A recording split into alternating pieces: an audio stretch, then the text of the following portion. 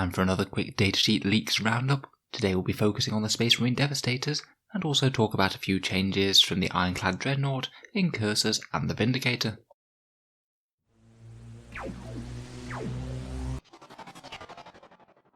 Hello and welcome back to Auspex Tactics, the strategy focused 40k channel, where we've been covering the Space Marine news and developments as they've been coming out. Over the last few weeks we've been seeing plenty of new Space Marine datasheets coming out, heralding what will be to come in the codex, but just seeing very simplified versions of the units with basically their raw stats and the raw stats for the guns. These very much aren't the actual codex datasheets, they're just a cheap little insert with the new repackaged models, but it is interesting to see some of the numbers that have changed. The main one we'll talk about today is the Devastator squad, but there's also a few other nice little changes that I thought we'd mention. Let's jump straight into it. So here on the right we have the very extensive Space Marine Devastator datasheet. I think it kind of just shows just how many bits and options that the kit comes with, as well as all of the heavy weapons you'd expect. It basically has a full complement of the pistols, combi weapons and power weapons that you can arm the Devastator Sergeant with. First of all, as with all of the non-Primaris Space Marines, they go into 2 wounds, and I think that this could make Devastators a particularly interesting unit. As it stands at the moment, Devastators are incredibly hard hitting, but not all that hard to deal with in return. They're a lot more killy than they are strong. With an extra wound to cover this weakness, they could be a really fearsome unit indeed, and if they're just as tough as Primaris Marines, we actually might start seeing them used as sort of battle line units, rather than the more normal case of having a few guys camping at the back with las cannons, or maybe jumping out of a drop pod to hose people down with grav cannons. I suspect that they'll be just 3 points more than previous, much like Tactical Marines will be, and for my mind that's really not a bad price point for a whole additional wound per model. If we look at the actual weapon profiles now, there is a bit of weirdness going on with this datasheet.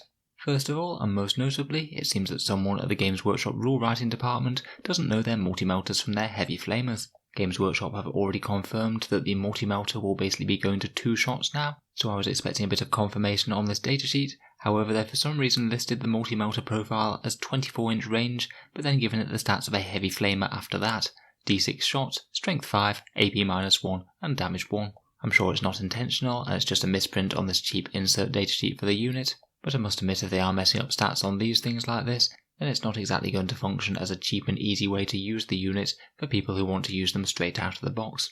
They also seem to have left out the crack profile for the missile launcher, only listing the frag version, though we have seen that the scout missile launcher does have access to both of those, so I wouldn't be too concerned about it going away or anything.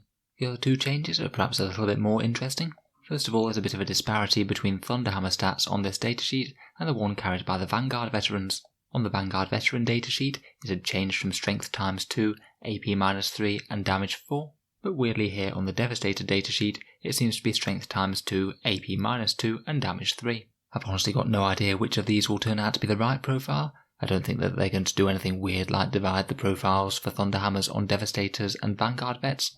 So I'm going to guess that one of these is right and the other one is a misprint, although I honestly don't know which at the moment. Finally, we seem to have a change for the grav cannon. Instead of being 24 inches, it seems to have acquired a 30-inch range now. The grav cannon seems to be doing very well in 9th edition so far. It got a fairly significant points decrease, going from chapter approved. It's now only 10 points, meaning that Grav's Devastators are actually really competitive right now, jumping out of strategic reserve or out of a drop pod. It does seem strange to have yet another rule that will buff the grav cannon, but I would bear in mind that we don't know that its points costs are still going to remain 10 in the new decks, or even if that excellent gravitic amplification stratagem is still going to exist. Based on this alone though, it could be getting even scarier than they are now. So overall, not too many changes for the Devastators, and I think that this leaked datasheet has raised more questions than it answers. Certainly doesn't say too many good things about Games Workshop's quality control.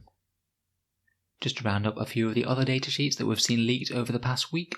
Most of these have stayed pretty much the same, but a few pieces of war gear have been changed very slightly. Probably the most meaningful change is to the Incursors, arguably one of the stronger Primaris troop choices right now, being able to start up the board very early and contest and jump onto objectives turn 1. It seems that their paired combat blades have got a small buff. They're now AP -1 rather than AP 0, and combined with those extra hits they get on 6s, they're going to be even more scary than Intercessors and Infiltrators when they take to the table. A very nice little buff to an already decent unit. I strongly suspect that we'll be seeing more of them in the future. Next, the Ironclad Dreadnought has got one small change to its war gear. The Chain Fist is now 2d3 damage rather than damage 4. I think they've altered it slightly just to be a little bit more swingy, to cement it as a bit better at doing good things against vehicles, and maybe not be quite as incredibly reliable at chewing through elite infantry. Not really the biggest deal of a change ever, to be honest. If it remains the same points as it is now, I think it's still a very decent choice.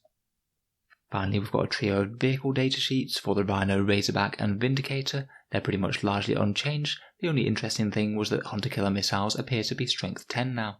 I think they've pretty much always been strength 8 in the past, essentially just a single crack missile shot.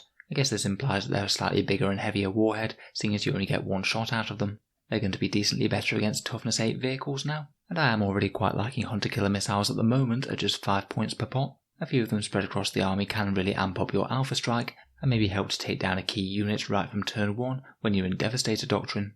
I've no doubt that other Imperial armies such as Astra Militarum will quite like this change as well. So that's the datasheet roundup for another week. I'm sure we'll be seeing plenty more in the run-up to the release of the Space Marine and Necron codexes, and I'll certainly try and cover them as they come out. If you've enjoyed the video, then feel free to subscribe to the channel for more similar stuff like this. And if you are enjoying a lot of my videos, I'd just like to mention that the channel has a Patreon page, which you can find a link to down in the video description below. If you'd like to help keep these videos coming, see some videos early, get to vote in polls and a few other bits and bobs, then feel free to have a look. In any case, a massive thank you for listening, and I'll hope to see you guys next time.